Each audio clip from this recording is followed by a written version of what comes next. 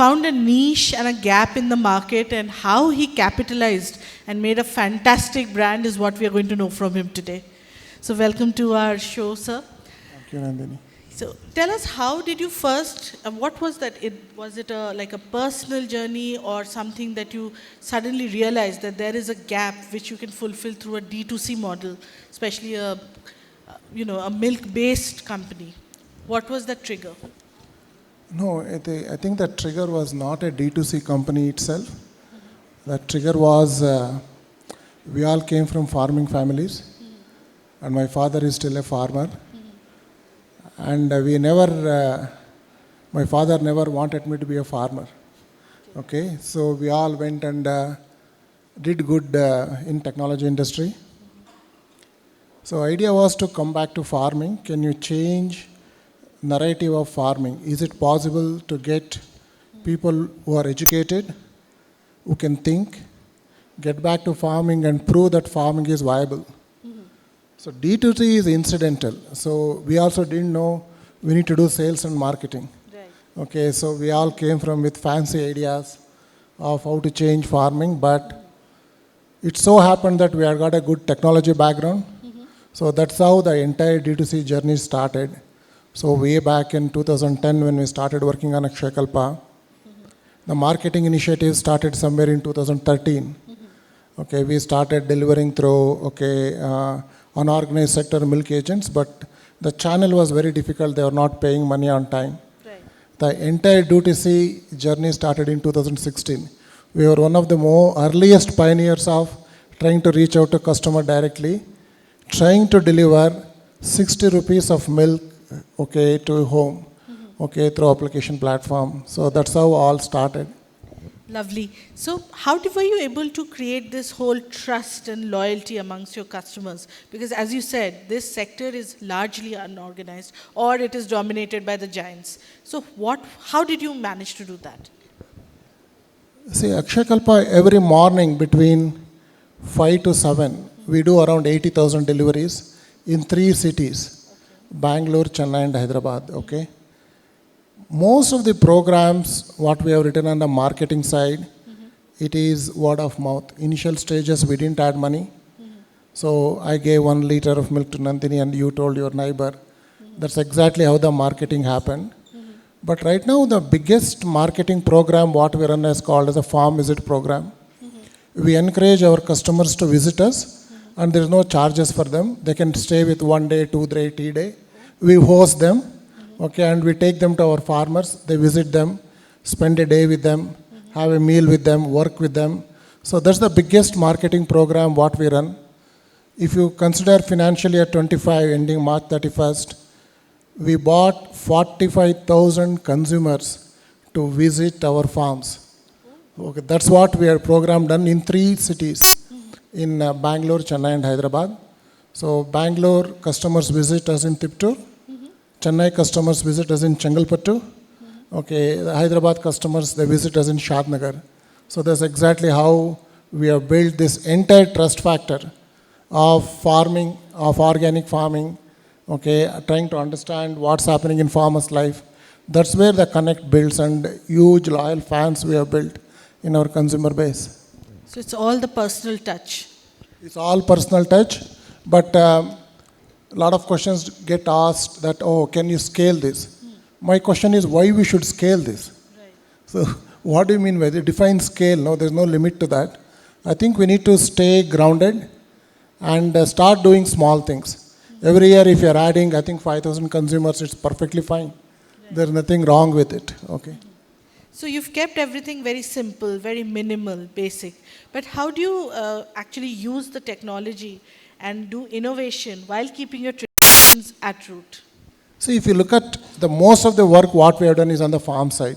We all came from technology industry.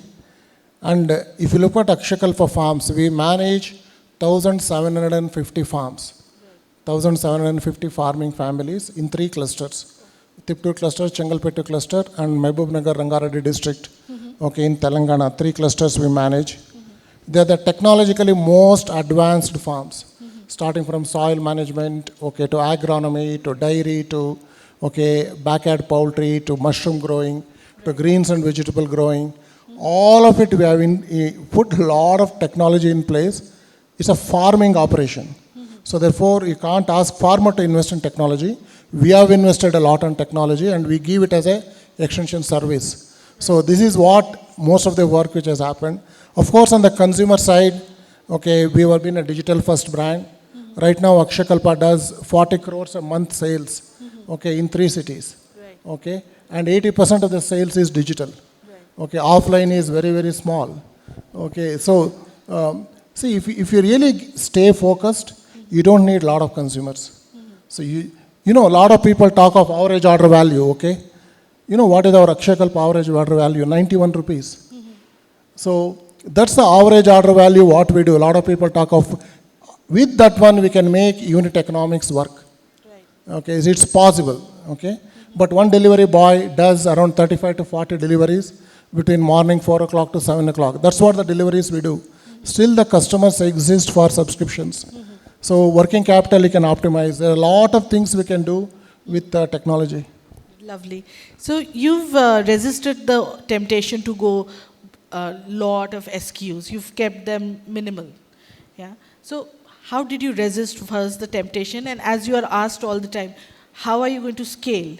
After 3 cities, what are the plans and how do you want to go about it? See, the scaling depends upon how we can farm. So that's the limitation we have.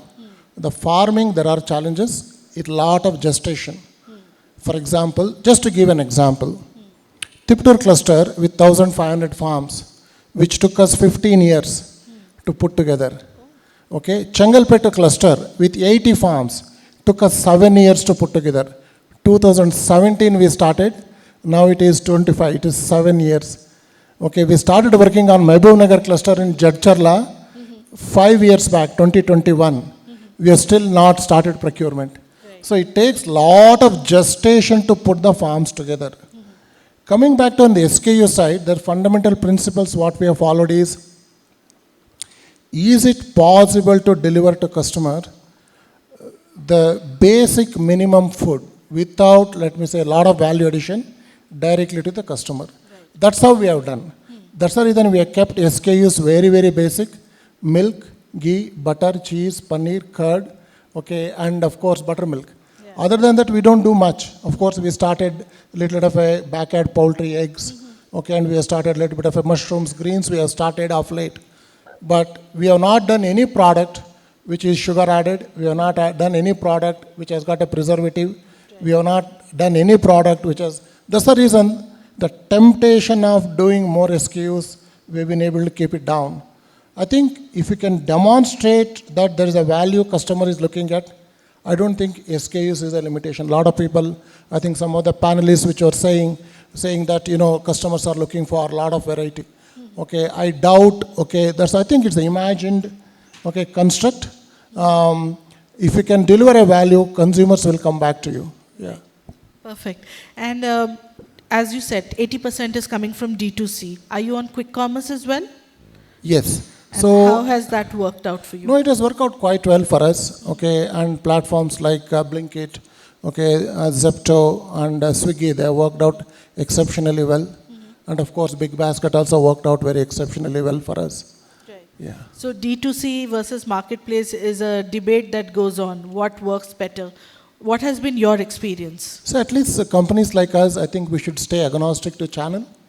I think wherever it sells, you should go and sell. So idea is not to build a D2C. Idea is to reach a customer, which is the cheapest channel to reach, okay, which is the best, okay, let me say, least cost channel to reach. I think that's what we should focus on, okay, rather than just trying to name up D2C, okay, trying to get into, okay, discussions on cash burn. I think we should keep it to minimal. Right.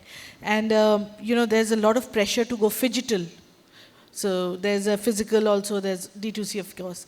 So how has your experience been? Has being digital first been the best thing for you, or do you want to also go a lot more on the physical side as well? So right now, around 20% of our revenues do come from, okay, offline retail, both GT and MT.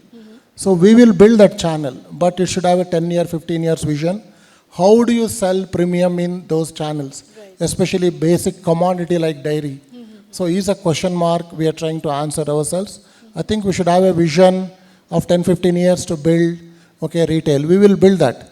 But I think digital has been, okay, really, really helpful to us, least cost channel. But retail, okay, last 4 or 5 years back we entered and we see it's more expensive than digital in terms of distribution cost, in terms of returns given back.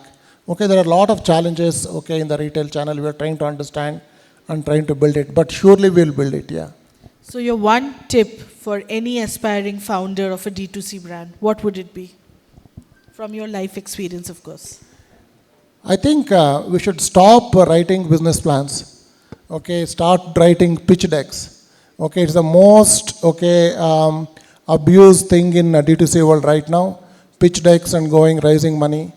We have raised money to the extent of 300 crores. Maybe best possible commercial investors, best possible, okay, impact investors. We never wrote a pitch deck. Okay, I think it is overhyped. Okay, and it has no meaning. So that's my, okay, a lot of people are behind writing pitch decks and trying to raise money. First 9 years of the company, we couldn't raise even 1 rupee, okay, from any institutional investors. So we are 15 years in the journey. 9 years we went close to bankruptcy 6 times. So therefore, this one is, don't focus on the money rise, focus on the product, focus on your customer. I think money will come. Okay, that's how my view is. Akshayakalpa certainly is the most resilient brand that I've seen today. So with this, I open the floor for question. Is there anyone? Oh, there is.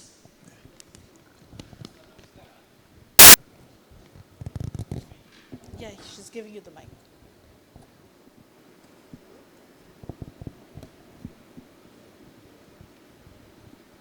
Hi sir, Kelstaria, namaskara. So basically, I'm a fan of this Akshayakalpa, more than a product than the ethics it's selling, more than that. But I want to ask, I think your main chain is in Bangalore, like in Karnataka, what I feel you started from Tiptur, I guess. So in Karnataka, Nandini is a household brand, and how are you thinking about the competition about in this industry? And I know the pricing difference also matters and all. And Nandini has a bigger physical presence kind of a thing, more than a digital thing. So how do you all think about this as a competition as a... See, I think Nandini is an amazing brand. My family grew up, okay, giving milk to, okay, Nandini collection centers, okay. We all sitting here and today, at least I am sitting here and talking today, okay, because of, okay, Nandini as a brand, okay, they built households. It's extremely important that 3.5 million farmers, which Nandini, okay, handholds today and giving them livelihoods.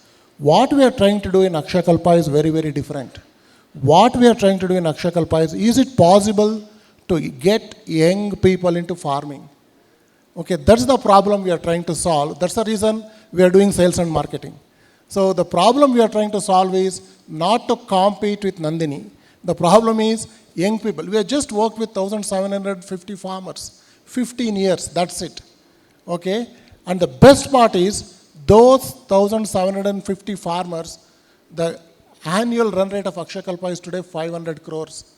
So that's what it is. That is a possibility when you go deeper and deeper and deeper and start working with farmers. That's what we are trying to prove. Okay, so competition comes and goes, okay, and what you need to really focus is keep focusing on, okay, what you want to achieve. That's what it is. So therefore, we do sales and marketing because we are trying to solve getting young people into farming. Average age of an Akshayakalpa farmer is 32 years. Average age of an Akshayakalpa farmer, an Indian farmer is 55. Food people who are producing food for us, they are aged between 50 to 60 now. In 20 years, they will migrate out. What will happen to food production systems in the country? We need to reimagine that. That's what we are doing in Akshayakalpa, trying to set models where farming can be profitable, farming can be a viable location. So that's what we are trying to do. Actually, as a personal follower, I also want to collaborate with you in future and work at the market. That can be taken off stage. Yeah, sure. Yeah. Anybody else? Hi, a big fan of Akshayakalpa. So I just wanted to ask, do you see a problem on the demand side or the supply side? And what I mean by that is, it's a great brand and you've been going deep, and now you're ready to hit the accelerator. And during those times is when scale can produce its own challenges, either from the investor side or the production side or the distribution side, and so on. So where is the problem that you foresee, and any other challenges that you foresee? See, I think you raise an investor question. It's very important you set the investor expectations right. So brands like Akshayakalpa cannot grow 50% year on year. It's not possible. Okay, it's just outright ruled out. We are probably around 20 to 25% growth company. Okay, for next probably 5 years we'll grow. Probably we'll settle down to probably 10% growth company. It is always supply constraint. That we need to keep it in mind for any premium product. And if you want to really do it that way, so therefore expectation setting when you're going to talk to investors, hey, this is what I can do. See if this is the right fit for you. It's very, very absolutely critical. Any promises of growing 50%, 60%, it is not possible. So my view is it's a supply constraint business right now what we are running. Just a follow-up question, how are you solving it as you scale? So the solving is fairly difficult. For example, commissioning one cluster, it is taking it as an average 5 to 7 years. You have to put a 5 to 7 years of work to commission on cluster and get the product out of that cluster. So that's the farming operations. So therefore, the way we are trying to see is it not possible to fast track? But what we can do is parallelly we can try to seed clusters. That's the reason what we are doing right now is Chengalpettu cluster and Rangareddy district cluster. We are parallelly running, trying to seed one more cluster around Mumbai. So that will take some time. So that's how we are trying to solve it. But I can't accelerate farm commissioning. So it has got limitations. Thank you. Thank you so much. I think with this, I think everyone's quite hungry, especially hearing about ghee and butter and curd. Also, Nandini was for the brand which all of you know. I am Nandini Banerjee.